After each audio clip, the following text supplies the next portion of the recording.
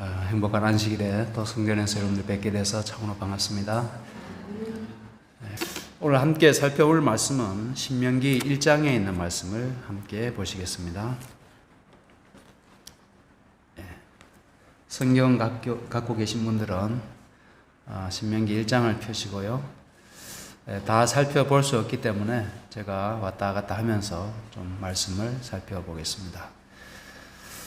우리가 역사를 공부해야 하는 이유, 또 역사를 알아야 하는 이유가 있습니다. 우리나라의 역사도 보면 참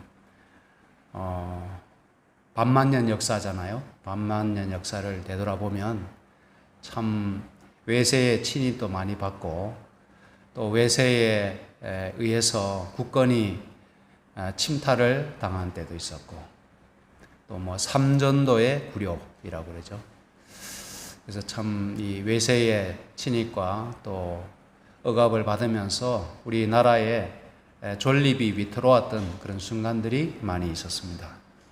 근데 우리가 그러한 역사를 부끄러운 역사지만은 뒤돌아봐야 하는 이유가 있죠. 그것을 왜곡하거나 또 수정할 것이 아니라 그 부끄러운 역사지만은 그것을 우리가 자세히 알고 공부해야 하는 이유가 있습니다. 왜 공부해야 하는가 하면 그 역사를 반복하지 않기 위해서입니다. 왜 그런 역사가 일어났는가, 왜 그런 치욕을 겪었는가 하는 사실을 역사를 통하여 깨닫지 못한다면, 거기서 교훈을 얻지 못한다면 똑같은 굴욕과 똑같은 수치를 당하게 될 가능성이 높은 것입니다.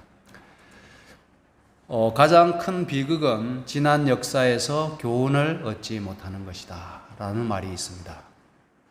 그래서 우리가 지난 역사들을 되돌아보면서 우리나라의 구한말, 조선 구한말의 역사도 보면 참 이 작은 나라에서 편이 갈리고 또 나는 친명파다, 나는 친일파다, 나는 친러파다 해서 다 이렇게 뿔뿔이 갈라지고 또 외세를 등에 업고 나라를 팔아먹은 사람들도 있고 참 그런 부끄러운 부분들이 있는 것이 사실입니다. 지금도 우리 국제 정세가 재편되고 있습니다. 신냉전 시대라고 하는데 우리나라 지도자들이, 정치인들이 과연 지난 과거의 역사를 통해서 교훈을 얻고 그 다음에 그들이 정치를 할 때나 외교를 할 때 그 교훈을 바탕 삼아서 임하고 있는지 모르겠습니다. 참 걱정되는 부분입니다.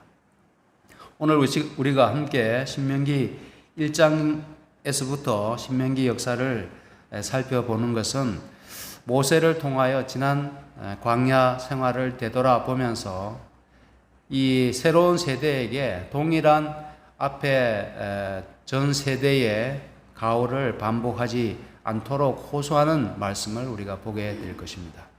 그래서 우리가 이러한 역사적인 사실을 철학자 헤겔은 이성적 의식으로 역사를 고찰할 때에만 역사에서 발생한 사건들의 진정한 의미를 알 수 있다라고 했습니다. 그래서 우리가 이성적으로 왜 그런 실수를 범했는가, 왜 그런 일이 일어났는가 하는 것을 이성적 의식으로 역사를 자세히 살펴볼 때 그 진정한 의미를 깨닫게 된다라고 이야기를 했습니다. 또 이 헤겔은 역사에서 우연성과 특수성의 외피를 걷어내고 본질을 포착한다면 역사적 의미와 교훈을 찾아낼 수 있을 것이다. 그래서 역사가 우연히 일어났다든지 특수성, 특별히 어떻게 특별한 일이 우연히 발생해서 일어났다고 생각하지 말고 그 본질을 자세히 살펴보게 되면 의미와 교훈을 반드시 찾아낼 수 있다라고 주장을 했습니다. 서론 부분은 신명기 1장 1절부터 5절에 있는 말씀인데요. 1절과 5절은 비슷한 말씀입니다. 모세가 요단 저편 숲 맞은편에 아라바 광야 곧 바란과 도벨과 라반과 하세롯과 디사합 사이에서 이스라엘 무리에게 선포한 말씀이라. 그래서 모세가 어느 장소에서 무엇을 이스라엘 백성들에게 증거했는지를 말씀하고 있습니다. 5절에도 똑같이 말씀합니다. 요단 저편 모압 땅에서 이 율법 설명하기를 시작하였더라. 그래서 모세가 전한 말씀이 단순히 그냥 훈계 차원이 아니라 어떤 말씀을 증거했는데 그것이 율법, 하나님의 율법이 포함되어 있음을 여기에서 말씀해 주고 있습니다. 그 다음에 3절과 4절은 그 시점이 언제쯤 되는지를 밝히고 있는데요. 제40년 11월 초 1일입니다. 그래서 출애굽한 지 40년째 11월 1일이 모세가 신명기 나오는 첫 말씀을 선포한 때라고 적고 있습니다. 그럼 모세는 언제 죽었을까요? 모세가 120세로 죽었는데 모세가 시편에 그런 말씀했죠. 보통 사람들이 수명이 70 혹은 강건하면 80이라고 모세가 그렇게 얘기했는데 모세 자신은 몇 살을 살았습니까? 120세를 살았습니다. 강건하면 80이라고 했는데 120세를 살았는데 그래서 모세가 얼마나 육체적으로도 정신적으로도 영적으로도 강건한 인물이었는지 우리가 엿볼 수가 있습니다. 근데 모세가 죽었던 해를 이스라엘 역사학자들이나 전해 내려오는 그런 구전에 의하면 모세가 11월 마지막 날에 죽었다 이렇게 이야기를 합니다. 40년. 그러니까 지금 11월 초 1일이잖아요. 한 달 뒤에 모세가 죽는 겁니다. 그 한 달 동안 이스라엘 백성들에게 후세대들에게 그가 마지막으로 남긴 유언과도 같은 말씀이 신명기에 나오는 말씀이고 또 그가 경험한 하나님 또 그가 이 앞에 세대와 이스라엘 백성들을 인도하면서 있었던 여러 가지 사실들을 회고하면서 지금 후세대들에게 어떻게든 동일한 가오와 실수를 범하지 않도록 호소하는 설교, 마지막 고별 설교에 해당한다고 하는 것입니다. 그 다음에 4절에 보면 때는 모세가 헤스본에 거하는 아모리 왕 시혼을 쳐 죽이고 에드레이에서 아스다롯에 거하는 바산 왕 옥을 쳐 죽인 후라. 특별히 이 두 왕을 이 전쟁에서 그들과의 전쟁에서 죽인 사실을 여기에서 적시하고 있는데 왜 특별히 그 사실을 언급하고 있는가 하면 하나님께서 약속하신 이스라엘을 약속의 땅으로 인도하시는 데 있어서 그 어떤 적대 세력도 막을 수 없다는 사실을 강조했다는 뜻입니다. 그래서 모세가 특별히 이제 가나안에 들어가기에 앞서서 그들의 진군을 방해하는 아모리 왕 시온과 아스다롯 바산 왕 옥을 제거한 사실을 언급함으로써 그렇게 강력한 적대 세력도 하나님께서 인도하시는 이스라엘의 백성의 진군을 막을 수 없다는 사실을 여기에서 밝히고 있습니다. 자, 6절에 하나님의 명령과 계획이 나오는데요. 우리 하나님 여호와께서 호렙산에서 우리에게 말씀하여 이르시기를, 과거의 이야기입니다. 지금 40년 11월 1일에 해당하는 말씀이 아니고 지금 6절에 있는 말씀은 호렙산에서 우리에게 말씀하여 이르시기를 너희가 이 산에 거한 지 오래니, 즉 시내산에 있을 때 이야기입니다. 시내산에 있을 때를 우리가 해고해 보면 람셋에서 호렙산까지 얼마 정도 걸렸을 것 같습니까? 애굽에서 발행해서 숲곳에서 발행해서 시내산 아래까지 도착하는데 어느 정도 걸렸을까요? 우리가 이 망각의 동물이기 때문에 아무리 공부해도 지나고 나면 또 잊어버립니다. 2달 걸렸습니다. 2달 걸렸는데 1월 15일에 발행해서 3월 15일에 도착했습니다. 딱 2개월 걸렸고, 그 다음에 시내산 아래에서 얼마 정도 체류했는가 하면 1년 정도 체류했어요. 3월 15일에, 첫 해 3월 15일에 도착해서 그 다음에 둘째 해 2월 20일에 발행을 했습니다. 한 1년 정도 시내산 아래에 머무면서 하나님께로부터 율법도 받고 또 제사제도와 뭐 여러 어떤 규례 또 성막을 건축하는 그런 일들을 행하면서 약 1년 정도 머물렀습니다. 그래서 하나님께서 이제 그때 하신 말씀입니다. 너희가 이 산에 거한 지 오래니, 이미 거의 1년쯤 되어 가니 라는 뜻이죠.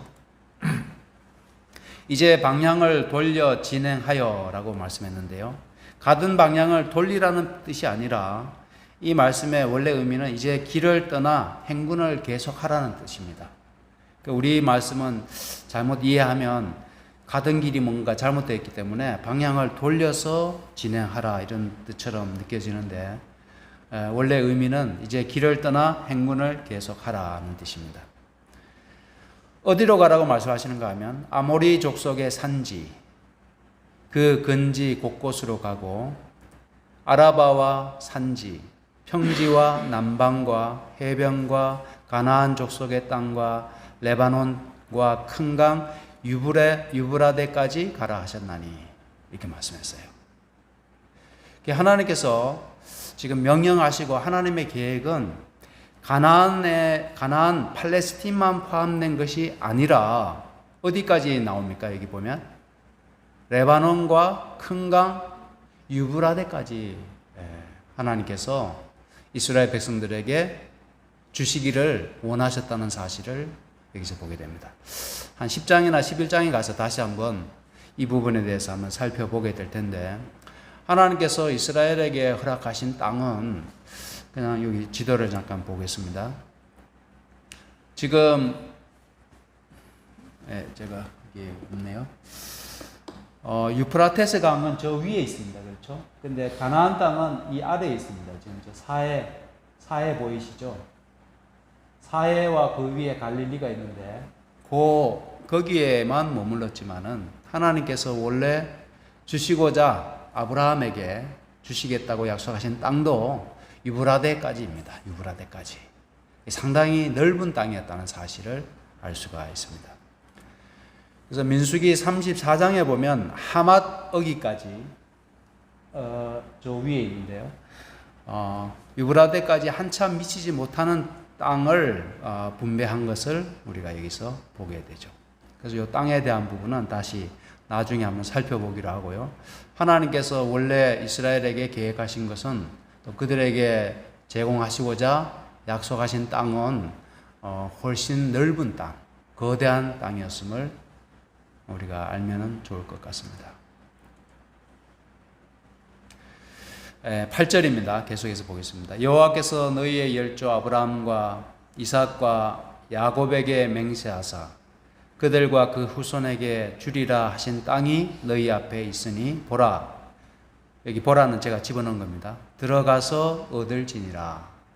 그래서 이 말씀이 왜 중요한가 하면 하나님께서 이제 그들에게 명령하시고 하나님의 계획을 그들에게 나누시는데, 여기 중요한 단어가 3개가 있습니다. 하나는 뭔가 하면 지금 여기 우리말 번역에는 나타나지 않지만은 보라가 있습니다. 보라가 있고요. 그 다음에 들어가서, 그 다음에 얻을지니라, 취하라, 이 단어입니다. 보라, 들어가라, 취하라, 이 단어입니다.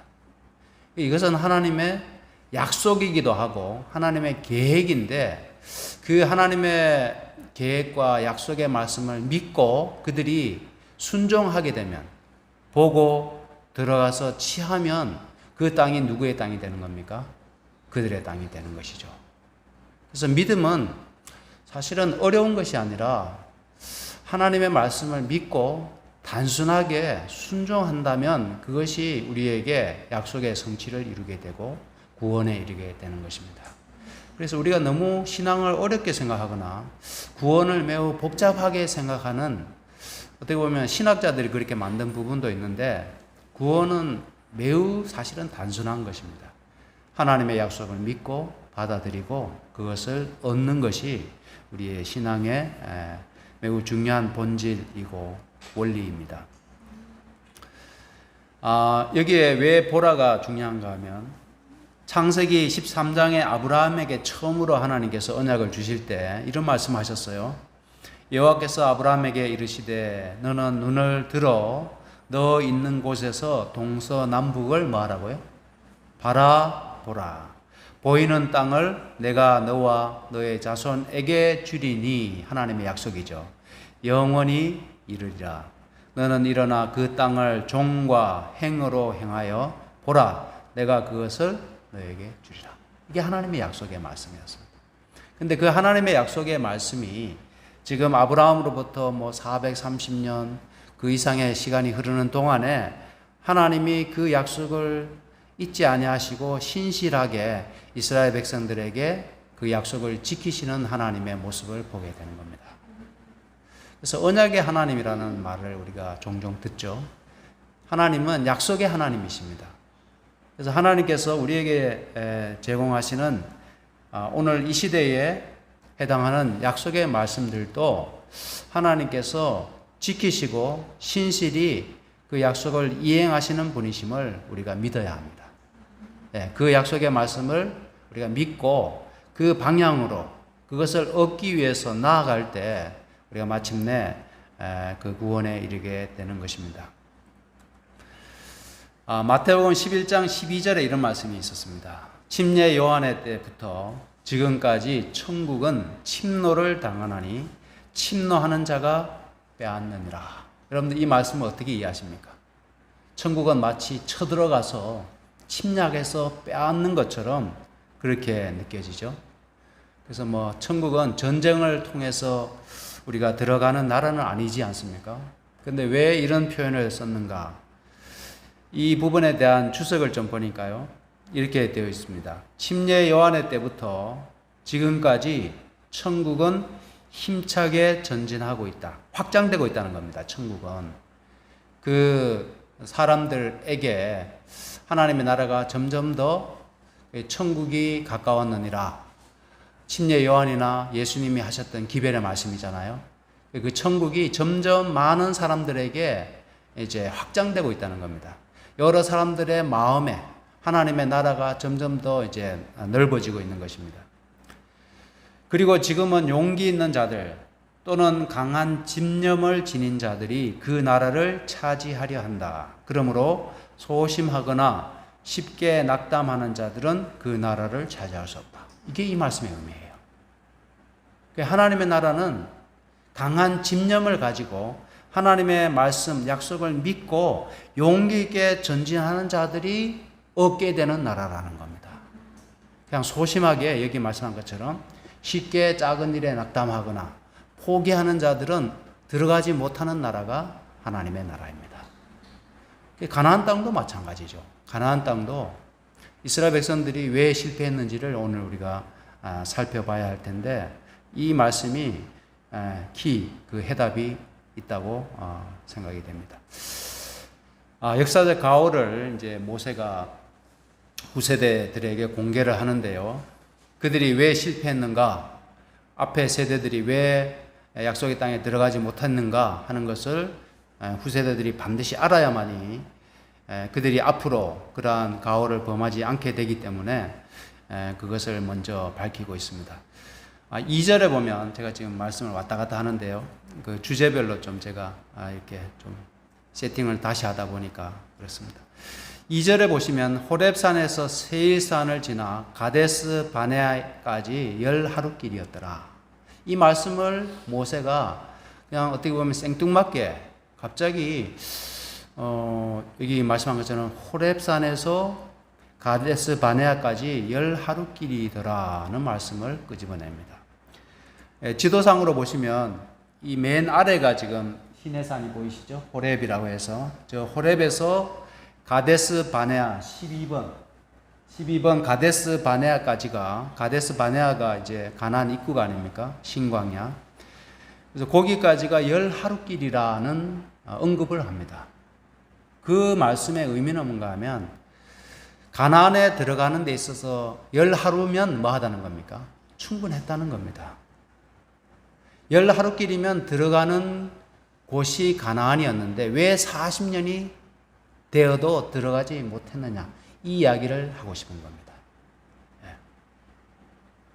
그들이 하나님의 약속의 말씀을 믿고 하나님의 인도와 지도하심을 따라서 순종했더라면 10하루길이면 들어가는 길인데 왜 40년이 지나도록 수많은 사람들이 광야에서 그렇게 죽어 자빠지고 가나안 땅을 들어가 보지도 못하고 그들의 운명을 마쳤느냐 하는 겁니다. 그 첫 번째 가오를 모세는 무엇을 소개하는가 하면 19절에서 32절을 언급합니다. 19절에서 32절을 제가 쭉 읽어드리겠습니다. 여러분들 한번 찾아보시기 바랍니다. 우리 하나님 여호와께서 우리에게 명하신 대로 우리가 호렙산에서 발행하여, 여기에 머문 지 너무 오래니까 너희들이 이제 앞으로 행군해서 진행하라는 말씀을 하셨잖아요. 우리가 하나님의 그 말씀대로 호렙산에서 발행하여 너희의 본바 크고 두려운 광야를 지나 아모리 족속 산지 길로 가데스 바네아에 이른 때에 10하루가 걸렸습니다. 내가 너희에게 이르기를 우리 하나님 여호와께서 우리에게 주신 아모리 족속의 산지에 너희가 이르렀나니 너희 하나님 여호와께서 이 땅을 너희 앞에 두셨은즉 너희 열조의 하나님 여호와께서 너희에게 이르신 대로 올라가서 뭐하라고요? 얻으라. 중요한 단어가 있다고 그랬잖아요. 보라, 들어가서 얻으라. 이 세 단어인데 이르신 대로 올라가서 얻으라. 두려워하지 말라. 주저하지 말라 한즉. 여기까지가 하나님의 명령입니다. 너희가 다 내 앞으로 나와 말하기를 우리가 사람을 우리 앞서 보내어 우리를 위하여 그 땅을 정탐하고 어느 길로 올라가야 할 것과 어느 성읍으로 들어가야 할 것을 우리에게 해보게 하자 하기에 내가 그 말을 선히 여겨 너희 중에서 매 지파에 한 사람씩 12를 택하였다. 여러분 잘 아시는 내용이잖아요. 근데 이 정탐꾼을 보낸 게 하나님의 약속을 성취하기 위해서, 효과적으로 성취하기 위해서, 가나안 땅을 빠른 시일 내에 정복하기 위해서 꼭 필요했기 때문에 정탐꾼을 보내었을까요? 아니면 그들이 하나님께서 그렇게 하지 말라고 했는데 두려워하고 주저하는 마음으로 어떻게 보면 핑계를 찾기 위해서 정탐꾼을 보냈을까요? 정탐꾼을 보낸 목적이 분명해야 하는 겁니다. 근데 우리가 여기서 보면 이스라엘 백성들이 뭔가 가나안 땅을 전략적으로 효과적으로 정복하기 위해서 정탐꾼을 미리 보내서 우리가 어느 길로 행해야 할지, 어느 성읍을 먼저 쳐야 할지를 이게 전략을 짜기 위해서 그렇게 보낸 게 아니라 그들이 두려웠기 때문에, 좀 시간을 끌기 위해서, 핑계거리를 찾기 위해서, 할 수만 있으면 그냥 두려운 마음에 들어가고 싶지 않아서 정탐꾼을 보낸 것 같아요. 어떻게 생각하십니까? 그들이 진정으로 하나님의 약속의 말씀을 믿고 그 땅을 잘 빠른 시일 내에 정복하기 위해서 정탐꾼을 꼭 필요로 했을까요? 하나님이 그랬다고 하면 하나님이 그렇게 말씀하셨겠죠. 그런데 하나님은 정탐꾼에 대한 얘기를 말씀하시지 않았거든. 여기 말씀한 것처럼 너희가 나에게 그런 제안을 했다는 겁니다. 그들이 앞으로 가서 산지에 올라 에스골 골짜기에 이르러 그곳을 정탐하고 그 땅의 과실을 손에 가지고 우리에게 돌아와서 우리에게 해보하여 이르되 우리의 하나님 여호와께서 우리에게 주시는 땅이 좋더라 하였느니라. 그러나 너희가 좋은데, 그 땅이 좋다고 얘기했는데, 그러나 너희가 올라가기를 즐겨 아니하고 너희 하나님 여호와의 명을 뭐 했어요? 거역하여 장막 중에서 원망하여 이르기를 여호와께서 우리를 미워하시는 고로 아모리 족속의 손에 붙여 멸하시려고 우리를 애굽 땅에서 인도하여 내셨도다. 그들이 하나님에 대해서 지금 제대로 이해하고 있습니까? 아니면 오해하고 있습니까? 지금 여기 보십시오. 여호와께서 우리를 미워하시는 고로 아모리 족속의 손에 붙여서 애굽 땅에서 멸하시려고 애굽 땅에서 우리를 인도하여 내셨습니까? 전혀 다른 얘기잖아요. 우리가 어디로 갈고 우리의 형제들이 우리로 낙심케 하여 말하기를 그 백성은 우리보다 장대하며 그 성읍은 크고 성곽은 하늘에 닿았으며 우리가 또 거기서 아낙 자손을 보았노라 하는도다 하기로. 그 다음에 이제 결론이 나옵니다. 내가 너에게 말하기를 그들을 무서워 말라 두려워하지 말라. 그래서 모세는 하나님의 말씀대로 믿음을 나타낸 지도자입니다. 무서워 말라 두려워하지 말라. 너희 앞서 행하시는 너희 하나님 여호와께서 애굽에서 너희를 위하여 너희 목전에서 모든 일을 행하신 것 같이 이제도 너희를 위하여 뭐 하실 겁니까? 싸우실 겁니다. 홍해를 건너게 하신 하나님, 또 지금까지 40년 동안 너희 앞서 행하시면서 너희를 보호하시고 인도하시고 공급하신 하나님께서 이제도 너희와 함께 하실 것이라는 겁니다. 너희와 싸우실 것이라는 겁니다. 이것이 모세의 믿음이 제대로 된 믿음이 아니겠습니까? 지금 이스라엘 백성들이 뭔가 핑계거리를 찾아서 실제로 그들이 얘기한 것 다 맞는 얘기입니다. 성곽이 높은 성곽이 있었고 그들은 철기로 무장하고 있었고 거인 족속이 산성에서 딱 지키고 있는 그런 두려운 상황이었습니다.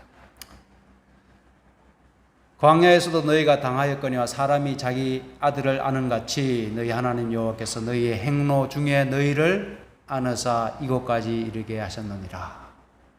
모세는 그 모든 과거를 해고해 볼 때 하나님이 사람이 자기 아들을 아는 같이 이스라엘 백성들을 여기까지 인도하셨다고 표현을 합니다. 여러분들 한번 과거를 한번 해고해 보십시오. 우리 교회에서 지금 간증 또 어떤 신앙의 삶을 되돌아보는 그런 시간들을 요즘 갖고 있는데요. 지난 금요일에도 우리 정장로님 말씀하셨고 또 화요일에는 우리 최 집사님 말씀하셨고 이렇게 한데 이렇게 과거를 해고해 볼 때 하나님의 그 손길을 우리가 느낄 수 있어야 하는 것입니다. 하나님께서 개입하심 없이 내 힘으로 내 의지대로 내 능력과 나의 노력으로 여기까지 왔다라고 생각하는 것은 믿음의 사람들의 어떤 간증이 아니잖아요. 그것은 자기 자랑이잖아요. 그죠? 그러니까 모세는 숱한 여러 고난과 어려움이 있었지만은 그가 믿음의 눈으로 바라볼 때 하나님이 우리를 안아서 여기까지 인도하셨다고 그가 말씀합니다. 이 일에 너희가 너희 하나님 여호와를 믿지 아니하였도다. 자, 이것이 결정적인 각오입니다. 너희가 너희 하나님 여호와를 뭐 하지 않았다고요? 믿지 않았어요.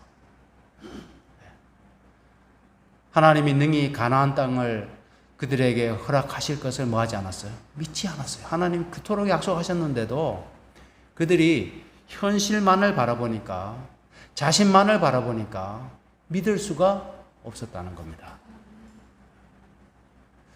우리도 지금 동일한 도전을 받고 있어요. 이 시대도 우리가 동일한 도전을 받고 있습니다. 우리가 현실을 볼 것이냐, 연약한 우리 나 자신을 바라볼 것이냐, 아니면 하나님의 전능하신 하나님의 약속을 바라볼 것인가. 우리가 거기에서 승패가 결정이 난다고 생각합니다. 둘째, 이제 모세가 언급하는 것은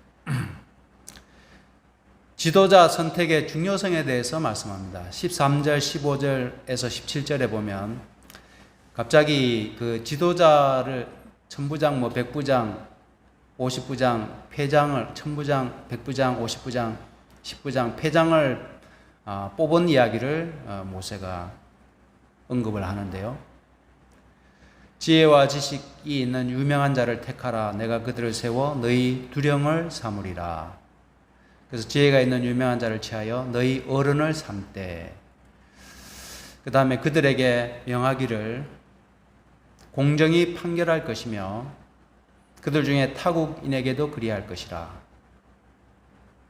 또 그들에게 뭘 주문하는가 하면요, 너희는 재판의 외모를 보지 말고 기천을 일반으로 듣고 사람의 낯을 두려워하지 말 것이다. 이렇게 해서 이제 두령들을 뽑았습니다. 근데 정탐꾼으로 갔던 12명이 있는데요. 갈렙과 여호수아, 호세아 외에는 나머지 10명은 부정적인 보고를 했잖아요. 부정적인 보고를 했어요. 근데 이 2대 10인데요. 그들이 다 무엇이었는가 하면 사람을 보내어 내가 이스라엘 자손에게 주는 가나안 땅을 탐지하게 하되 그 종족의 지파 중에서 족장된 자 한 사람씩 보내라. 그들은 다 이스라엘 자손의 두령된 사람이라는 겁니다.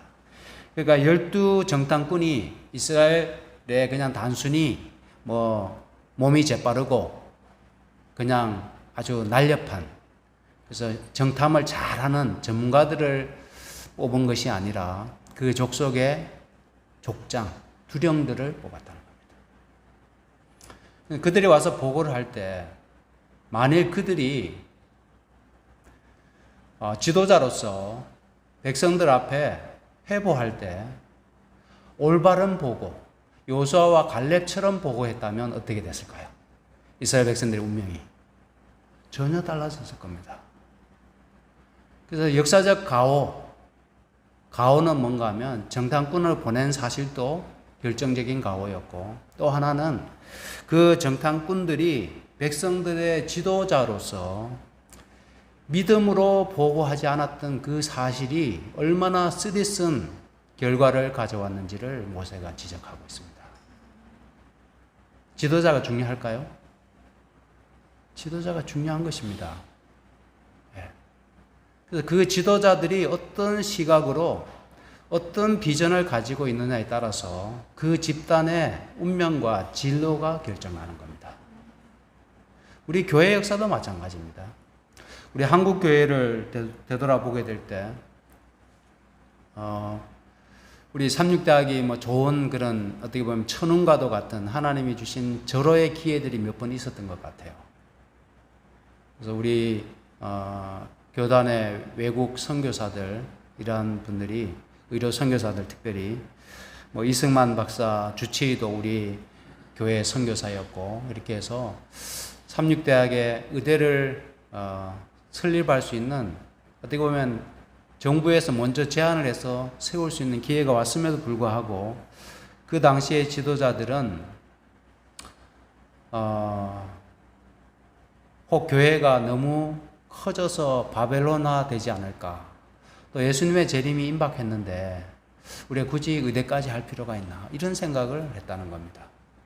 그래서 그 한 시대에 그 교단의 리더십, 이 지도자들이 어떤 생각을 가지고 있느냐에 따라서 교회의 역사가 전혀 달라지는 것입니다. 이스라엘 백성들의 역사도 마찬가지입니다. 그들이 왜 40년에 그 광야에서 그토록 고생하고 수많은 사람들이 죽임을 당했는가? 그 지도자들에게 문제가 있었다는 겁니다.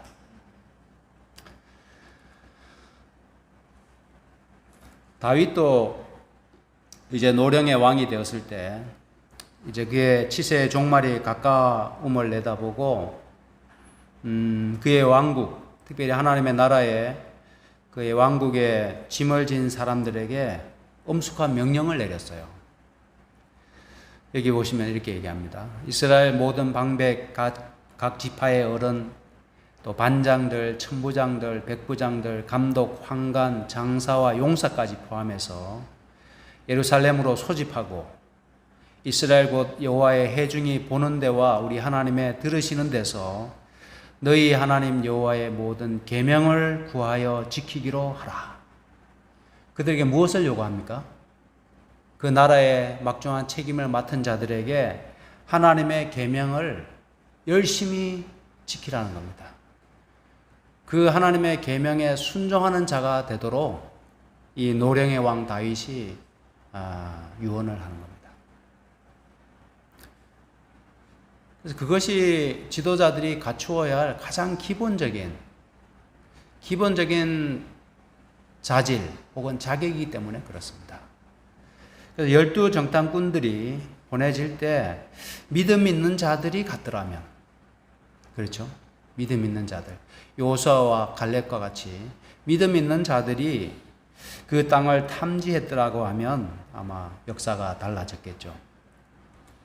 솔로몬에게도 이렇게 얘기합니다. 내 아들 솔로몬아, 너는 내 아비의 하나님을 알고 온전한 마음과 기쁜 뜻으로 섬길지어다. 여호와께서 문 마음을 감찰하사 모든 사상을 아시나니 너가 저를 찾으면 만날 것이요 버리면 저가 너를 영원히 버리시리라. 그런즉 너는 삼가할지어다. 여호와께서 너를 택하여 성소의 전을 건축하게 하셨으니 힘써 행할지니라. 그래서 아들 솔로몬에게도 그가 왕으로서 지도적인 책임을 또 직분을 잘 감당할 수 있도록 그가 부르심을 받은 사실을 그에게 강조하고 그가 하나님 앞에 충성되이 신실히 하나님 편에 서도록 그렇게 아들에게 부탁을 하는 겁니다. 이제 말씀을 줄이면서 33절은 모세가 경험한 하나님을 이렇게 모세가 33절에 적고 있습니다. 그는 너희 앞서 행하시며 장막 칠 곳을 찾으시고 밤에는 불로 낮에는 구름으로 너희 행할 길을 지시하신 자니라. 모세는 항상 하나님께서 앞서 행하셨기 때문에 그분을 인도하시는 대로 따라가기만 했다는 겁니다. 그래서 우리가 어디로 행할지 두렵고 어디로 가야 할지 불안한 것은 하나님께서 앞서 행하신 그 경험이 우리에게 부재하기 때문입니다. 그래서 우리는 어린 양이 어디로 인도하시든지 따라가면 되는데 하나님 없이 내 인생을 내가 결정하고 내가 선택할 때 우리는 불안한 것입니다. 그래서 모세가 위대한 지도자였다고 우리가 확신할 수 있는 것은 그는 항상 하나님이 그들의 앞서 행하시는 것을 그는 경험한 사람이었습니다. 셋째는 청개구리 신앙인데요. 42절과 43절에 보면 이제 이스라엘 백성들이 그들의 잘못을 깨닫고 이제 하나님께서 올라가지 말라고 했는데 그들이 굳이 올라갔습니다.